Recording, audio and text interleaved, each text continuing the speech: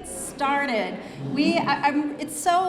It's really a pleasure to welcome you all to New Bedford, to see the port today and some of our other exciting assets in the city. And coming off of 2 days of a really, really great conference at the Blue Innovation Symposium. So I'm really excited that we get to end that experience with you.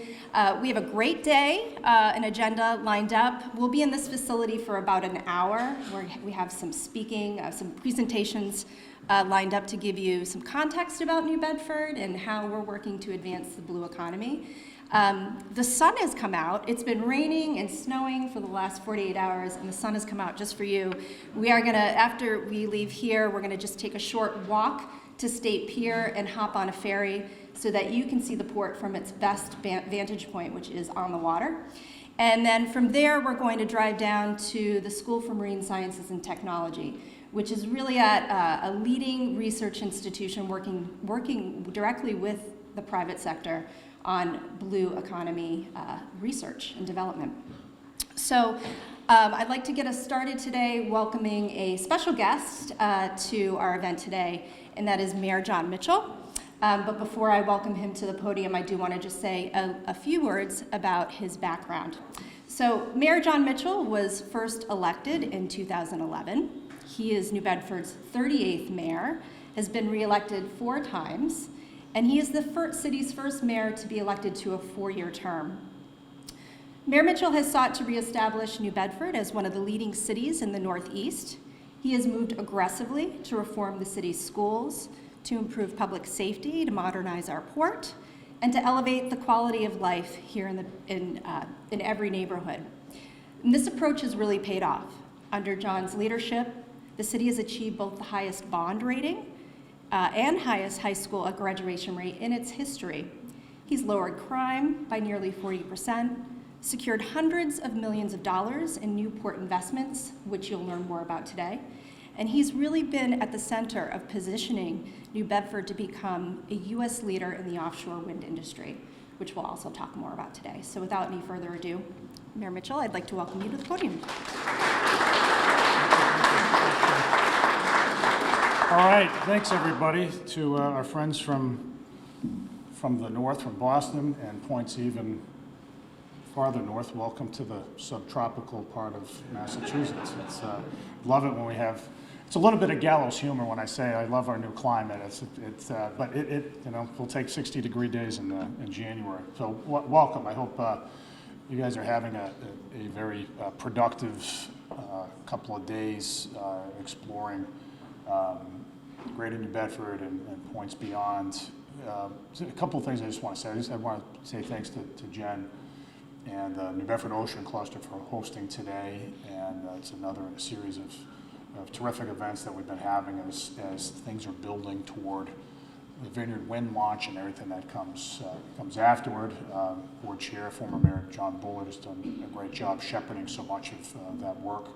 I want to thank Moiti, and I know Mark Sullivan was here, so there he is again. Mark, thank you for making these things happen. This is again the latest in a series of great events that you guys have helped put together with us, and so I really want to thank you for your hard work.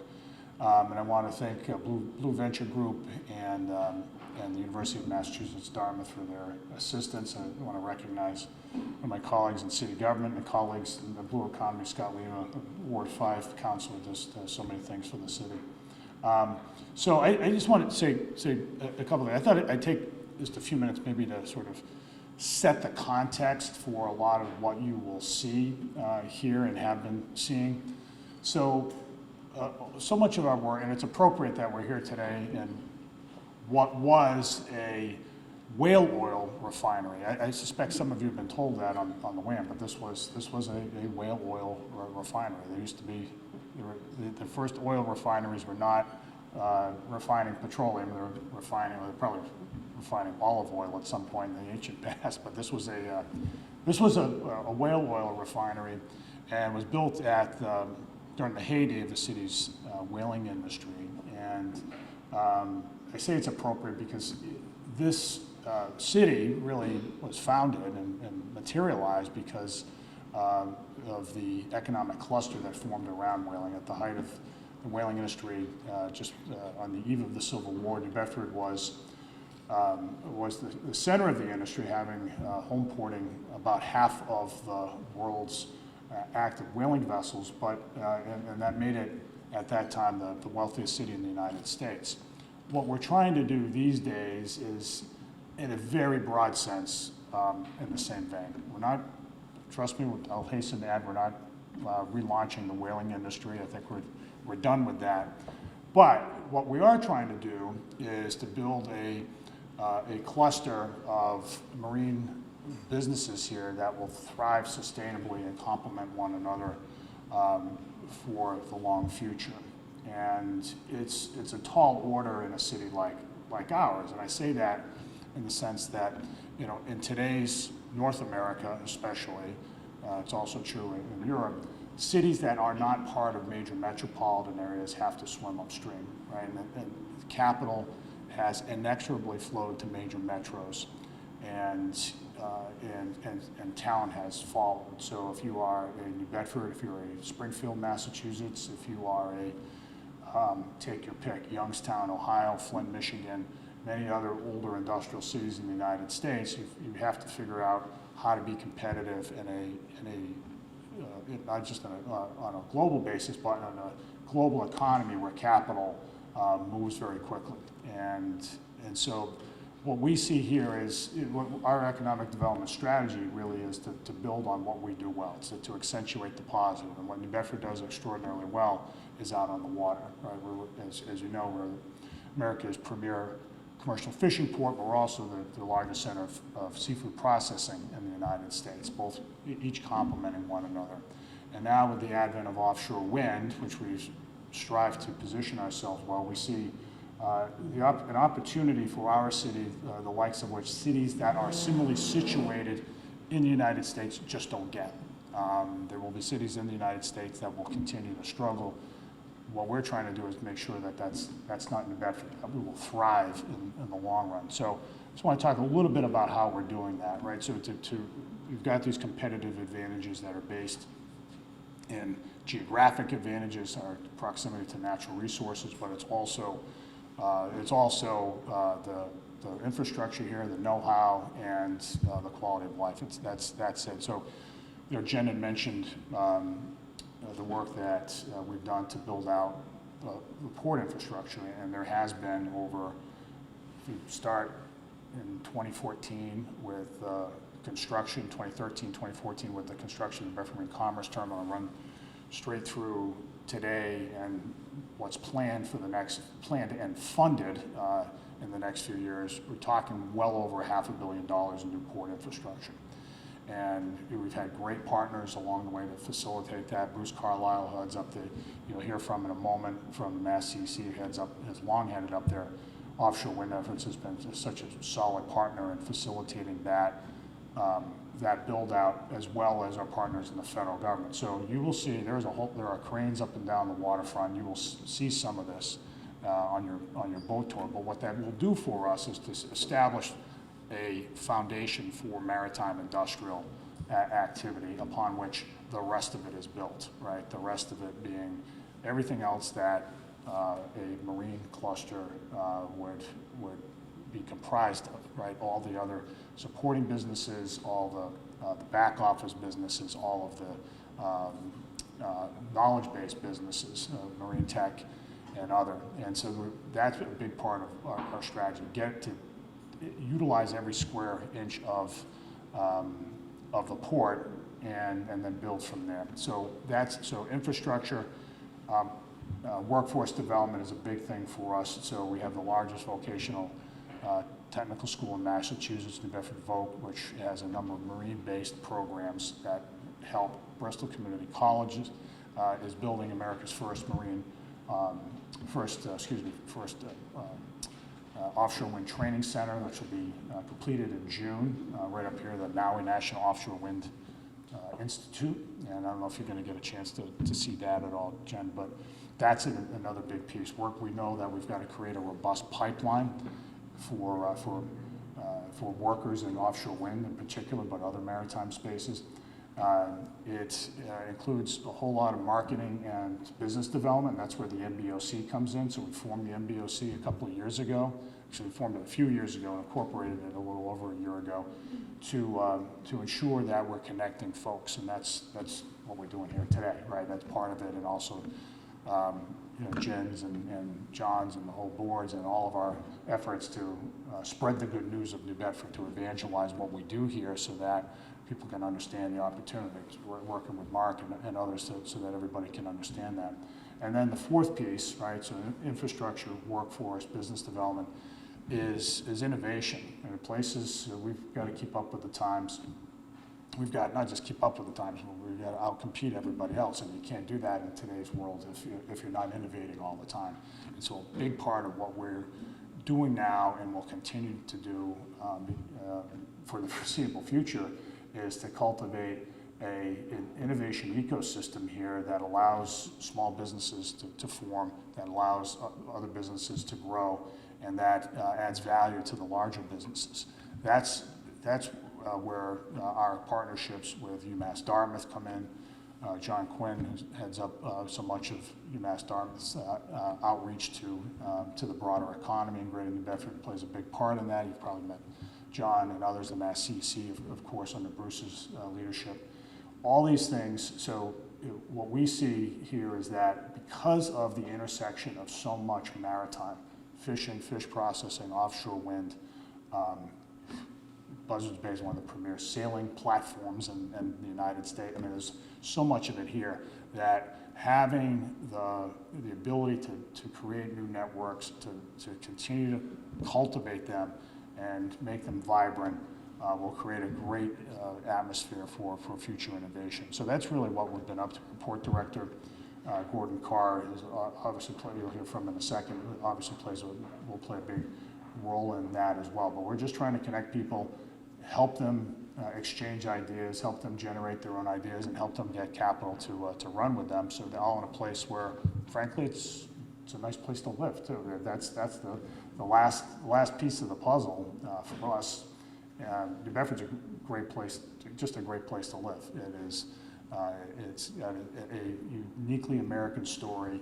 It is a very walkable city, but manageable city at a time when Americans are leaving the big cities, as we know. If anybody's into commercial real estate in the major metros in the United States here, New York, Boston, other places, you know exactly what I mean. People want to still like urbanity, but they want it to be an urbanity that they can get their arms around, where they can know their neighbors, where you don't have high levels of gun violence, and you don't have lots of traffic and high costs of living, and where your kids can move back to, right?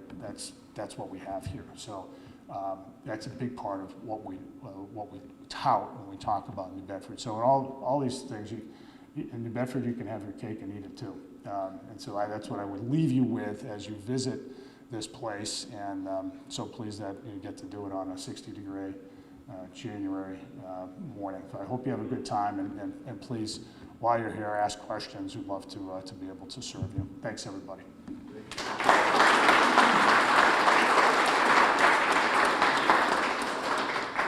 All right, thank you, Mayor. And the Mayor did a really good job of summarizing why the New Bedford Ocean Cluster was created. And as the Mayor pointed out, we are an idea and vision that was in the making for several years, but we finally became incorporated in late 2021. So we're an early stage nonprofit, and I came on as staff. I'm just celebrating my 1-year anniversary here as the first executive director of the organization, and it's been a really, really exciting year getting the organization up and running. As the Mayor talked about, our mission is to really leverage New Bedford's strengths, which we have many of them as it relates to the maritime economy, and to leverage the strong economy and the knowledge base that we have here to attract more investment and support the formation and growth of new ocean economy businesses. And ultimately, we want to drive more local wealth creation and employment here in Greater New Bedford. Our vision, what we really want to achieve, is becoming a robust and active maritime business association, and really serving as a clearinghouse for business-to-business interaction and a leading convener of the maritime business community here in New Bedford. We want to become a model for commercial collaboration across port industries as an ocean cluster. And ultimately, we want to make the Port of New Bedford the first port of call for the U.S. offshore wind industry. I think we're moving in the right direction and establishing New Bedford as a leading ocean economy here on the East Coast. We have 4 industry pillars that we're focused on advancing. As the mayor spoke about, our commercial fishing and processing industry has already been a very active and successful cluster for generations. As Gordon Carr will also point out in his remarks, our port director, the commercial fishing industry is the highest grossing in the United States. So we're building on what we're already strong in, and that is fishing. So we want to continue to support the commercial fishing industry however we can. Aquaculture is an emerging industry here in New Bedford, and we're excited to support the growth of that industry here, supported by, of course, innovation and technology. And then finally, offshore renewable energy. New Bedford is the staging ground for the first commercial scale offshore wind project in the United States. We're really excited, the Vineyard Wind 1 project. And because of that project and because of all of our maritime strengths, we do believe that we're well positioned to lead in this particular industry. So a big charge of what we're doing is trying to support local supply chain development, understanding from OEMs and Tier 1 suppliers that are involved with the Vineyard Wind 1 project, but that are also getting engaged with other offshore wind projects in Massachusetts, what their needs are going to be, getting a deeper sense of our local community and our local business community, and helping to be a liaison between those buyers and sellers so that we can create that local economic opportunity here. So we've talked a lot about advantages in terms of New Bedford and offshore wind, and so I just want to go into a little bit more detail about those. And the number one thing is proximity. So this map here shows that yellow star is New Bedford, and it shows how close we are to the largest wind energy lease areas. The Vineyard Wind 1 project will be built about 30 miles off of the Port of New Bedford, and you can see the other lease areas and where we are to them. So that's a huge advantage for New Bedford. And also complementing that is the fact that we've got a full-service industrial port right here in New Bedford. So we have, again, Gordon, I think, will talk a lot about this, but we've got an extensive network of marine vendors right here in our port. We have a workforce that is seafaring and knows, experienced welders, experienced electricians, vessel captains. In fact, I think we have a vessel captain here today. We have repair shops, you name it, fuel, it's here. So we are well positioned in terms of not just construction of offshore wind projects, but the longer term operation and maintenance of these projects. The port is also a deep water port, and we have no height restrictions. So for offshore wind, that's really important. We have ready infrastructure in place. This picture here is of our New Bedford Marine Commerce Terminal, and Bruce Carlisle is here. He'll tell you a little bit more about the specs on that facility, but it's the first purpose-built facility for offshore wind construction. You'll see that on our port tour today. We have a second terminal that is being constructed, the New Bedford Foss Marine Terminal, which will add further capacity to our staging needs and storage needs. Andrew Saunders, who's the president of that terminal, is here today and would be happy to answer any questions for you. He'll be joining us for the tour as well. I mentioned the seafaring workforce, which is always helpful, but demonstrated industry interest is really key. So Vineyard Wind 1 is the first project that will be utilizing our port for marshaling, but we also have a commitment from Mayflower Wind. They will be moving into the New Bedford Marine Commerce Terminal once their project is ready to move into construction. We also have a commitment from Avangrid Renewables, and I know that you might have been hearing a lot about Avangrid's project in the news lately, but should that project go forward, they have committed to having an operations and maintenance base in New Bedford. And we have other companies that are involved with offshore wind, such as Semco and GE, that are setting up shop right here in New Bedford because they see the value to their industry. And we have a solid network of academic and workforce institutions. I point out some here, but I think most important to today is, UMass Dartmouth and Bristol Community College really leading here. The mayor mentioned Bristol Community College and the National Offshore Wind Institute, which will be the first training institute for offshore wind right here on the water. They have a partnership with Maersk Training, and will be offering a host of GWO and other safety trainings to prepare our workforce to get into the industry. And UMass Dartmouth, the School for Marine Science and Technology, which you'll be visiting later, really at the cutting edge of marine science and research, and working to partner directly with industry. We've got Mass Maritime, not too far away, which is also taking a lead in training our workforce. Mass Hire Greater New Bedford, specializing in placing individuals in jobs, and the largest vocational technical high school in the state. As far as offshore wind, the mayor talked about some of the ways that we are supporting industry growth and business development.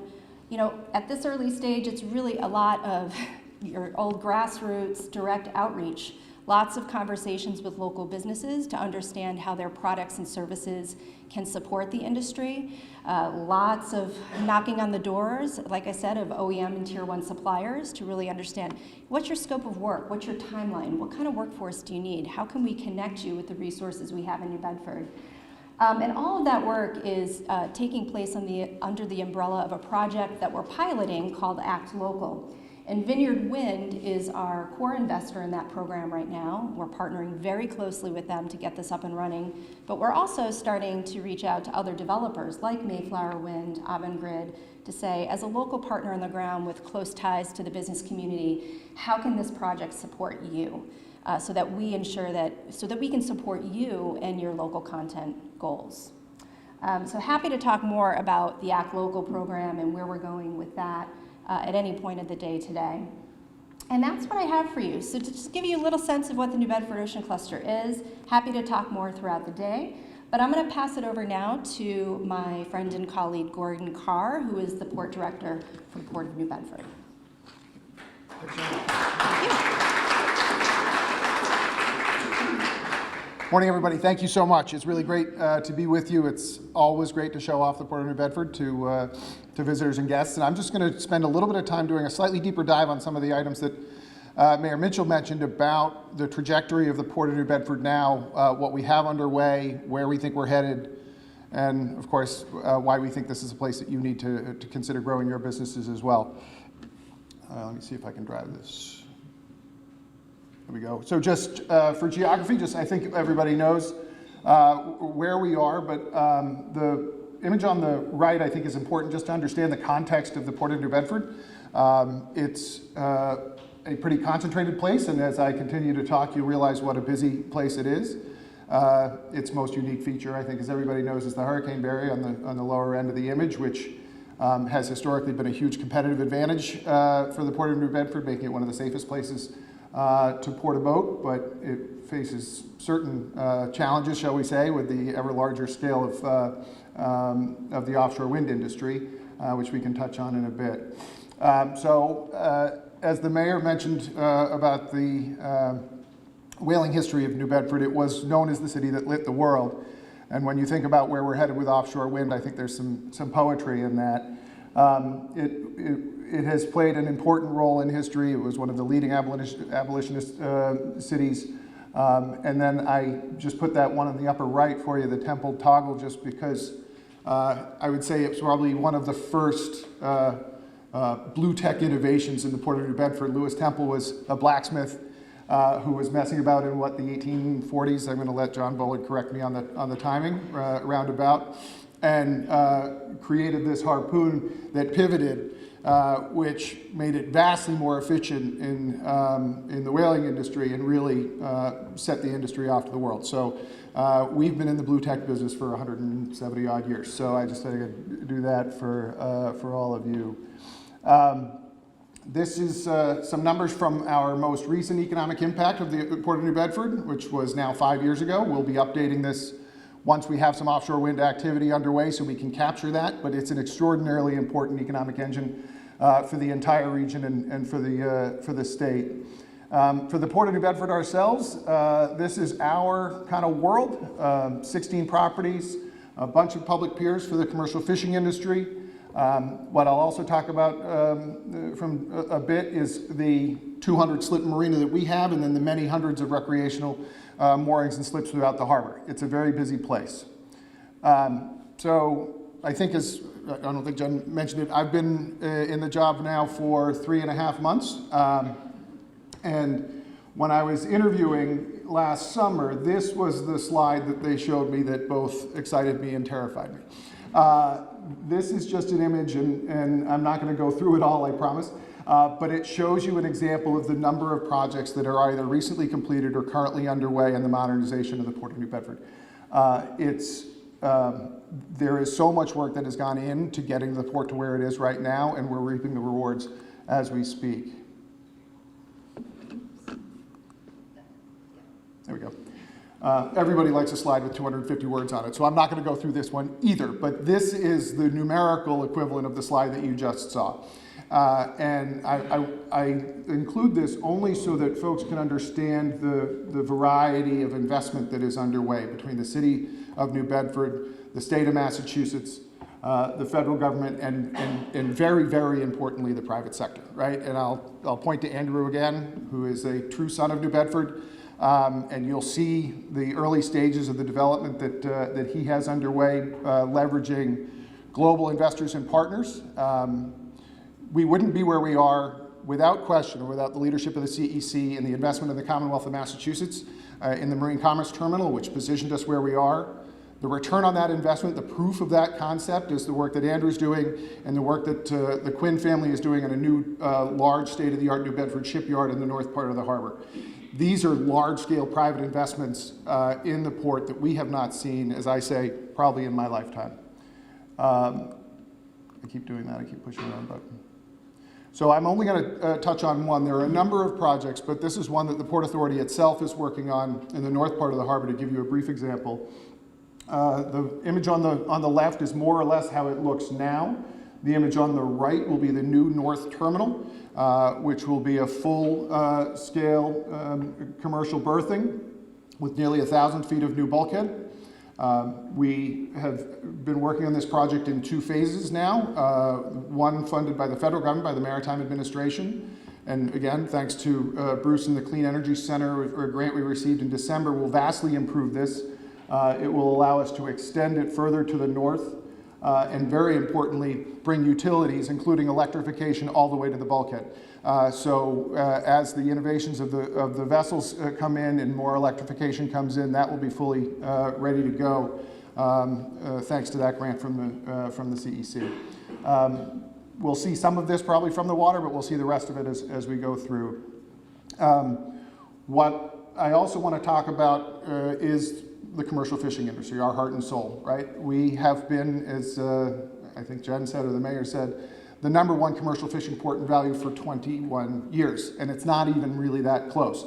It's a critically important industry for us, the processing as well. We have round numbers, 400 boats, 300 home ported, and anywhere between 100 and 150 visiting us at different intervals. You'll see many of those out there, and we'll talk about that on the tour. So that last slide I flipped over was just a bunch of the big fat tax dollars and economic impact from the industry. But what we're really trying to do is leverage all of that experience and that expertise to really diversify the port and make sure that we're well positioned and we're supporting whatever those new industries need, including offshore wind, of course.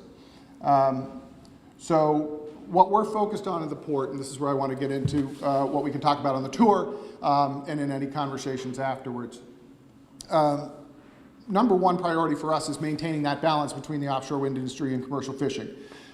Anybody that's been looking at that industry understands that there are at least some potential conflicts, I would say. There's certainly some concerns about conflicts. We at the port think there's nobody that has more at stake in getting that right than the Port of New Bedford. So we're actively involved, working at the federal level and at the state level with partners to make sure that those issues are thought through, the science is conducted, and the appropriate mitigation and compensation programs, whatever they may be for impacts, are identified and set up.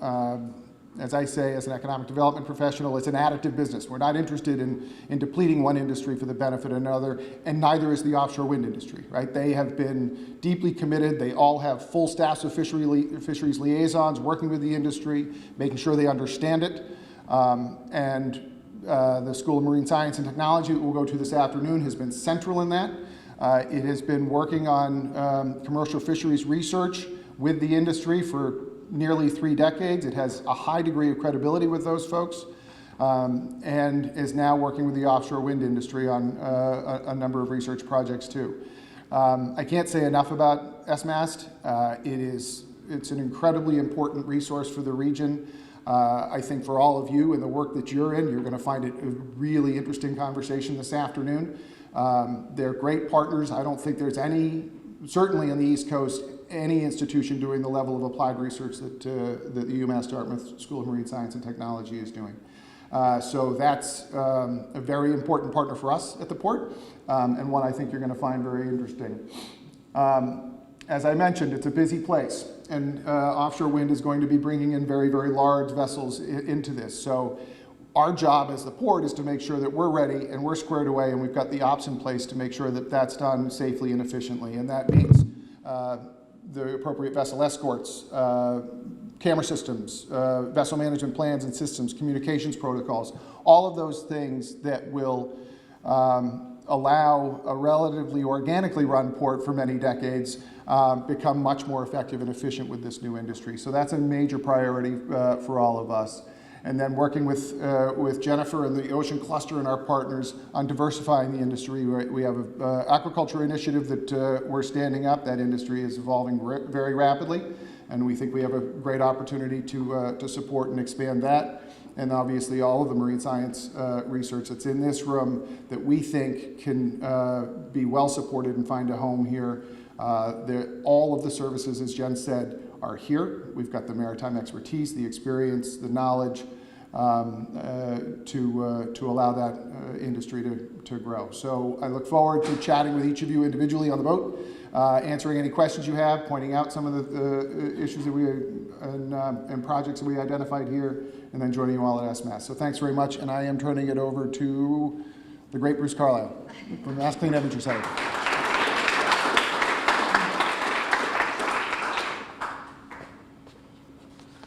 Great. Well, thank you all for having me. Thanks, of course, to Mayor Mitchell and the City and Port of New Bedford, to Jen Downing and the Ocean Cluster, and most of all to all of you guys for joining us here today. I hope your last 2 days in Rhode Island were productive, and I think today will be a nice sort of local touch, digging into both the Ocean Cluster opportunities in blue tech in the Southeast region here in Massachusetts.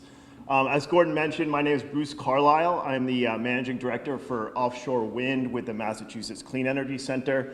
I'm going to take a few minutes and just talk about Mass CEC.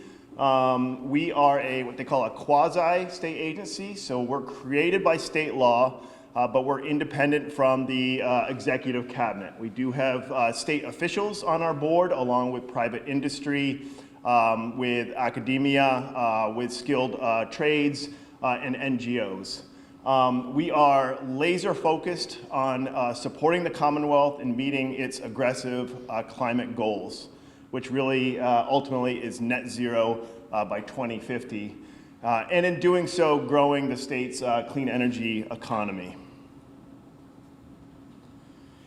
So over the past several years, we have been hard at work restructuring Mass CEC to be able to provide the right form and function, if you will, on that mission for the Commonwealth as we look to decarbonize essentially the state's economy. And that means essentially electrifying our buildings, electrifying our transportation sector, building or modernizing a grid, a contemporary grid to be able to service all that, and using offshore wind as the bulk of renewable energy generation. So those are our four priority sort of topics, subject matter topics And then across all of those sectors, we are working and provide programs and assistance with investments, technology development, workforce development, and through all of that, placing a premium on diversity, equity, and inclusion. We are uniquely positioned here. We work with and across many different entities in organizations, whether it be state agencies, whether it be the utilities, whether it be private industry, whether it be early stage companies, mature companies. And this is really, I think, what makes Mass CEC unique in state government. And we are proud of what we've accomplished over the past 10 years. You can see here, or you probably can't in the back, but I don't know, maybe these slides will be shared with everyone. But just a few sort of highlights. Over the past 10 years, we're proud to have seen a 68% increase in clean energy jobs, which is really significant. Mass CEC itself has supported over 900 companies. We've invested more than $412 million, and leveraging 6 times that in other capital.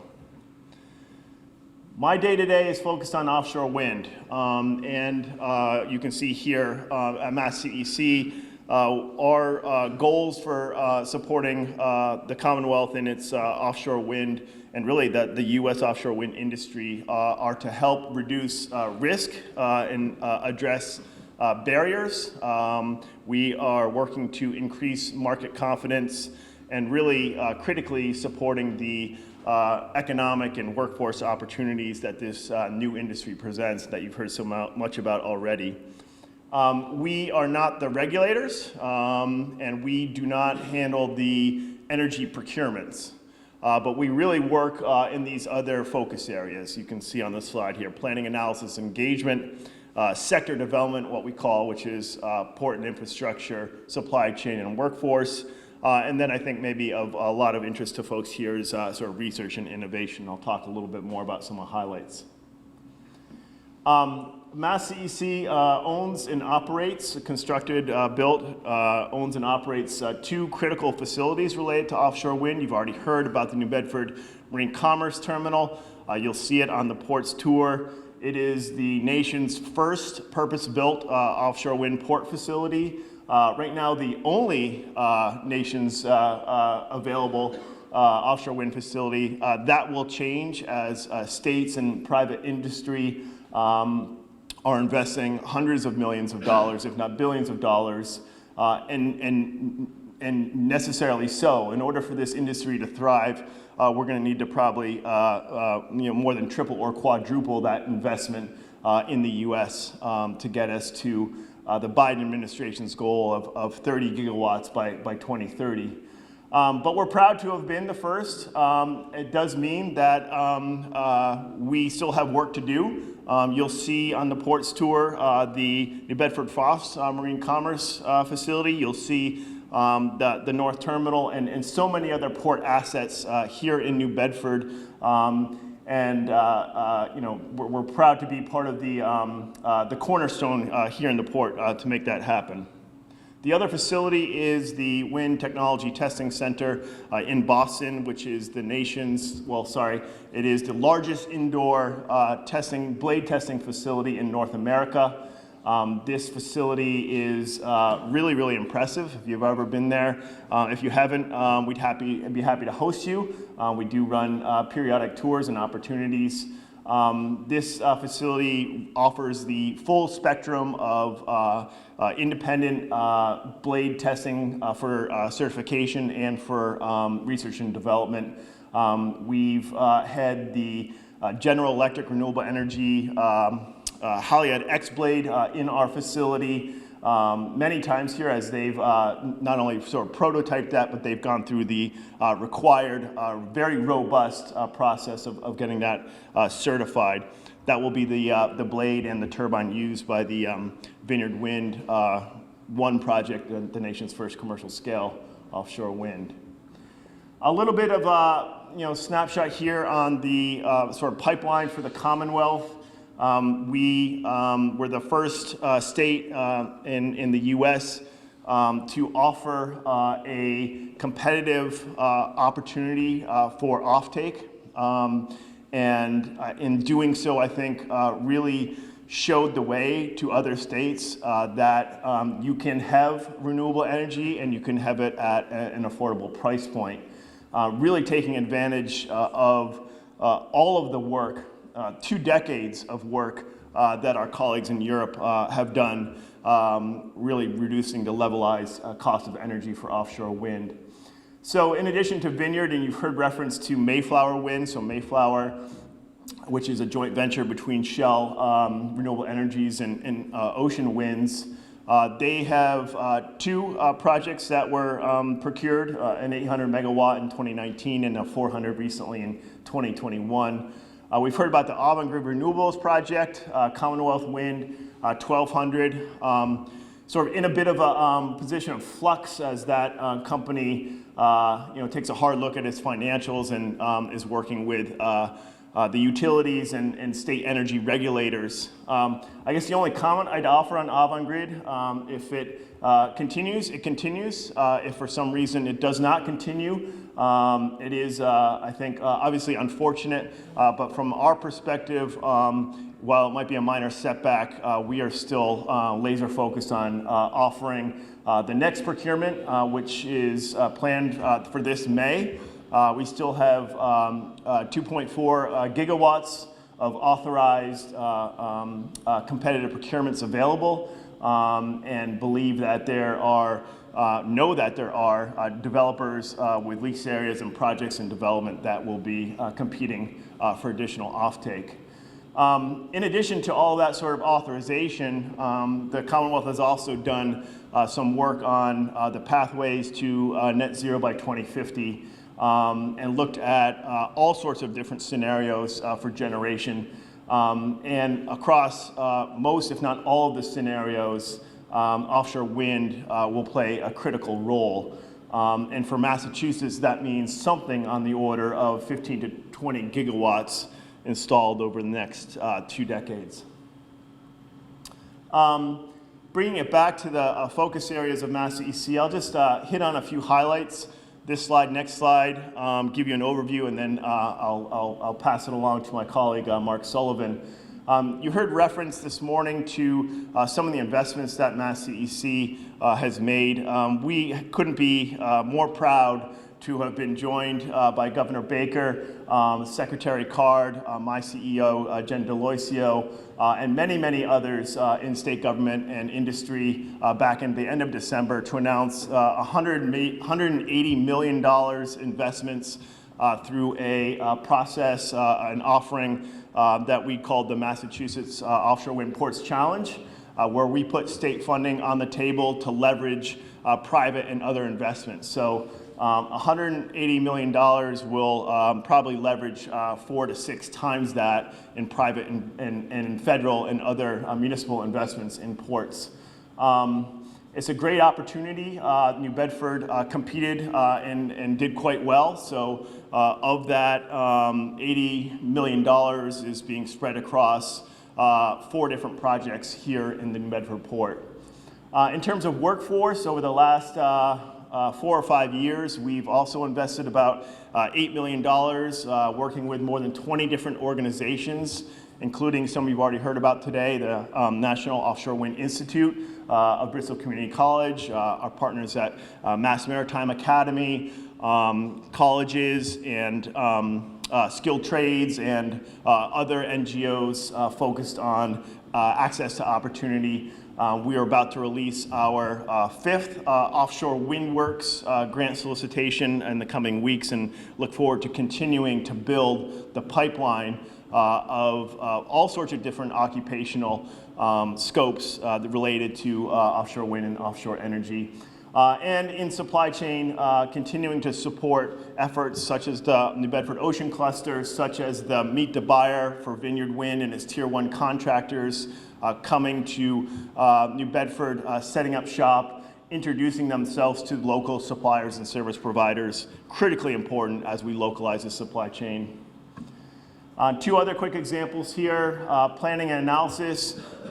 This was really in early days for Mass CEC and for offshore wind, the bulk of our investment, and increasingly as this is sort of diversified and spread across other entities and organization, less of our portfolio, but still an important part of our portfolio.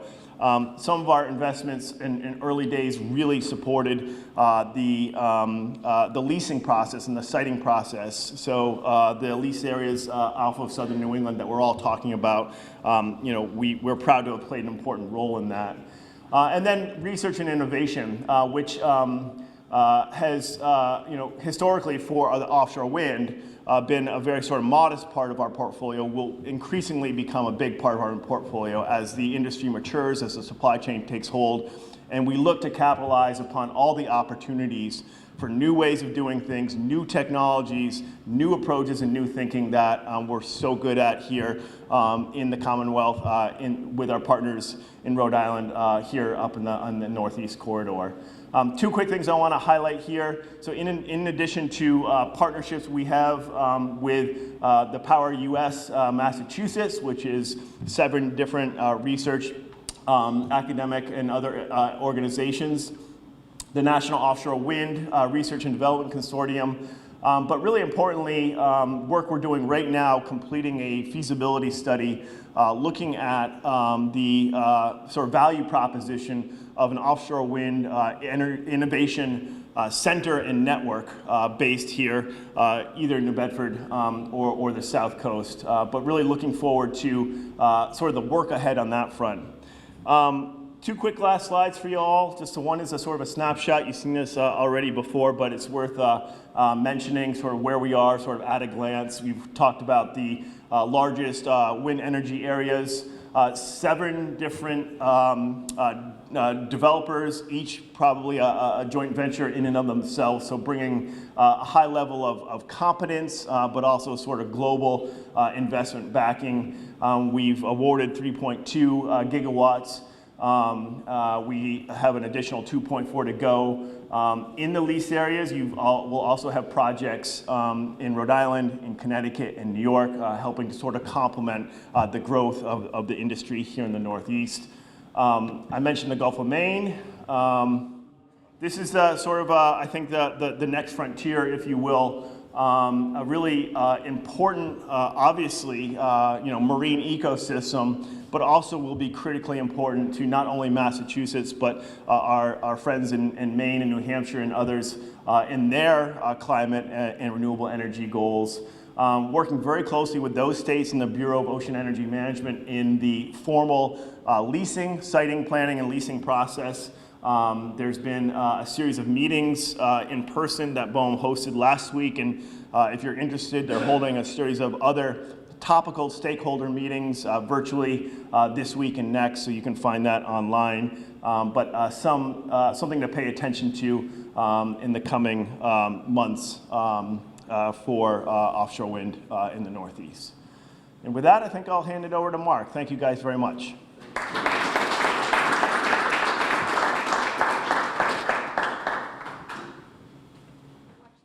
Hello, my name is Mark Sullivan, and I'm the Executive Director for the Office of International Trade for Massachusetts.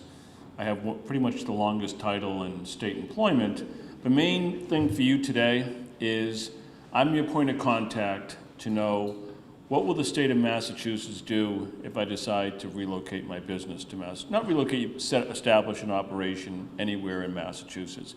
So I can be that point of contact for you. If you took your boat from here, given the right size, head north, take a sharp left when you get to Boston, you'd end up here. This is basically the view of Boston from the MIT Harvard side of things. Okay. So for Moiety, I'm not going to go through a lot of the slides like you. I'm really looking forward to getting out in the port. So if I go through things quickly, feel free to ask a question, or my contact information is down below, and my cards are out on the table. And again, if you're interested to know what will Massachusetts do from an incentive standpoint, I can be your point of contact. I work very closely with the NBOC. Let me just touch base on this for right now. So the Massachusetts model, we consider ourselves the global leader in life science. Bio, we're certainly in the top 3. Again, we consider ourselves number 1. And we do that because we've kind of figured out, through a lot of mistakes, that you need academia, industry, and government working together to create a cluster of excellence. We're not the biggest state. We're not the cheapest state. Okay, why do companies come here? Okay, I was gonna say it's not the weather, but today's pretty nice. They really come here for 2 main reasons. It's innovation in whether it's life science, healthcare, agriculture, or maritime. We're focused on the things that we're good at, and we're trying to become global leaders in those. It's also about workforce. Are you gonna find the talent here? You can go to Des Moines, Iowa, and nothing against Des Moines, Iowa, and be a life science company, be an offshore wind, but you're probably gonna be the only one there. You're not gonna have that workforce. And so I hope today, while you heard the previous speakers talking about what they're doing here in New Bedford, and the New Bedford Ocean Cluster has really become, since its creation, the leader for this maritime cluster of excellence. As Mayor Mitchell pointed out, New Bedford was the whaling capital of the world. It lit the world. It's the largest seafood processing. I'm fascinated that we're in a building that actually processed whale oil. Now for the state of Massachusetts, New Bedford, this cluster of excellence scenario that's gone and made us life science capital, we're doing the same thing down here. Governor Healy, in her inaugural address, mentioned that she made a point, Massachusetts is going to be a leader in climate change, dealing with climate change, and in renewable energy. She's put that down as one of her top objectives. This port of New Bedford, this South Coast area, is going to be a leader in that. Within 2 days, she gave her opening remarks back down here in New Bedford. She visited New Bedford first, which within the state of Massachusetts, economic development, that says a lot. She picked here first. And in New Bedford, the New Bedford Ocean Cluster, the 3 parts have come together, okay? I'm from state government. I'm here because I'm interested in growing this area. As you heard from Mayor Mitchell, the local municipality, the New Bedford, the South Coast government, they're all on board. So we're here. You have industry here, you have academia here. Mass Maritime, UMass, they're here. And now we have industry. And New Bedford Ocean Cluster has, I don't know who came up with the idea, but it was tremendous, frankly, because they've pulled us all together, okay? If you come and you're interested in doing something in New Bedford, you can call Jen. And within a 5-minute phone call, Jen will have me on the line. She'll have Bruce on the line. She'll have UMass. She'll have Maritime on the line and saying, hey, here's an opportunity this company wants to do. What can we do? So we can get back to you very quickly. I've also tried to make sure that I keep my remarks to 5 minutes. Hence, my brother-in-law is raising his hand and giving me the hook. So again, that's the focus, and that's the goal that New Bedford Cluster. So when you come here and you want to know anything about the Maritime Cluster, Jen, New Bedford Ocean Cluster can be that point of contact. And I'll close on this. You go to the border between New England and the Eastern Canadian provinces, depending which way you're facing, you're going to say, I'm on the front porch or I'm on the back deck. Our relationship is that close. We trade billions. The bridges to Cape Cod during the summer, every other license plate is from one of the provinces of Canada. So we have a tremendous, tremendous relationship. And you can see the things that we're trading are very significant as well. You're by far the largest trading partner. Canada, the eastern provinces, they're a really big deal for us here in Massachusetts. My mother is actually from Nova Scotia, her and her family. So it's a very soft landing. You're not going into someplace really strange. You'll feel like you never left the Canadian provinces.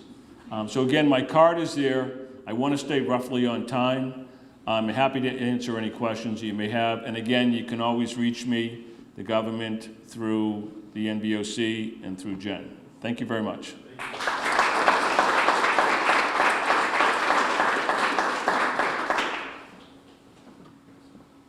Thank you, Mark. That actually concludes our presentations this morning, but we do have a few minutes.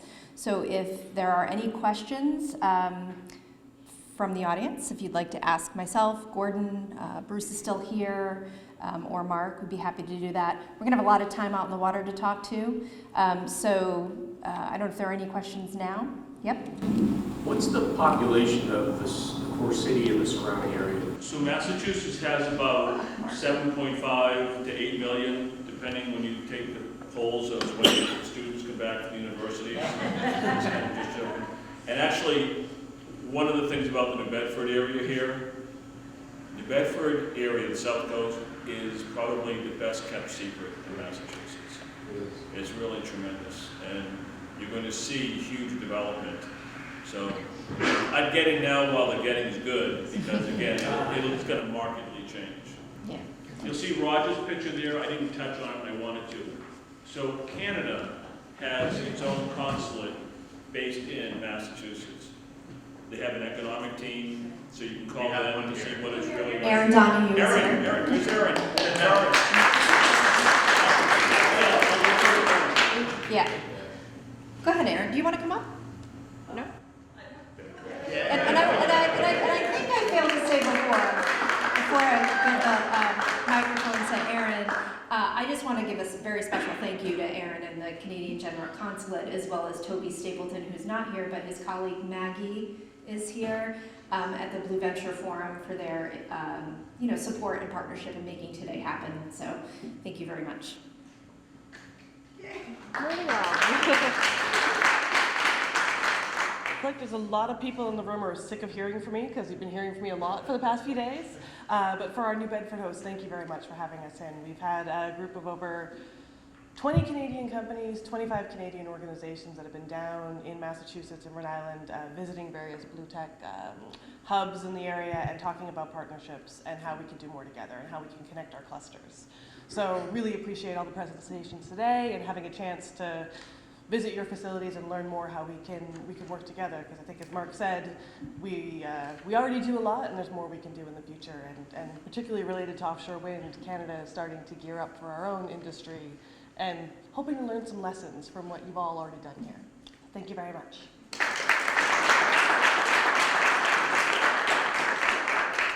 All right, great. So what we're going to do now is we're going to take a very short walk over to State Pier. So I realize most of you don't know the area. So Gordon Carr is going to be one point person that you can follow as we walk across the street. You can follow me as well, and I'm going to put you on the spot, John Bullard. Would you mind also leading a group of folks over to State Pier? And also, What's our destination? What's that? Besides, what part of State Pier are we? Oh, we're going to the Cuttyhunk Ferry. Right where the Ernestina Morrissey is. And would you mind saying a few words about that, John? Because I know you know a lot about it.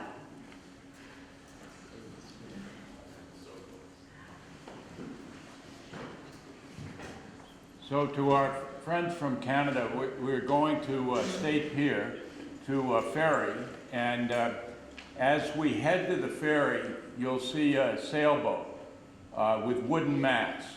So it's easy to find a sailboat with wooden masts.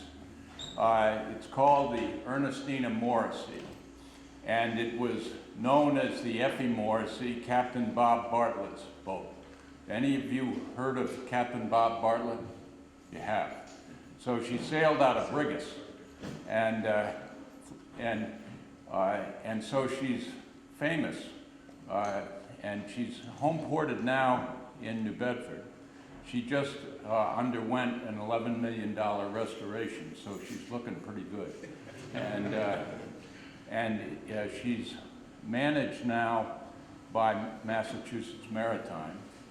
And when Captain Bob Bartlett used to take her to the Arctic, he would always stop at his home in Brigus and bring a cow.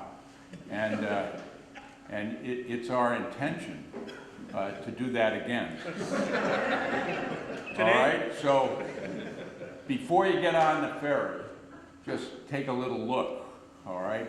Last time she went to Brigus, about 20 years ago, she pulled up to the dock.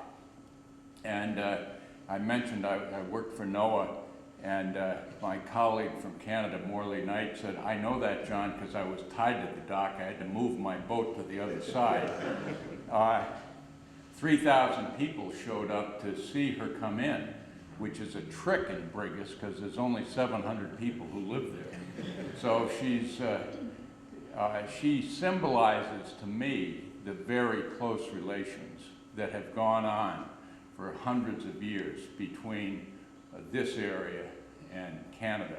So take a look at her and get ready for receiving a cow. Okay?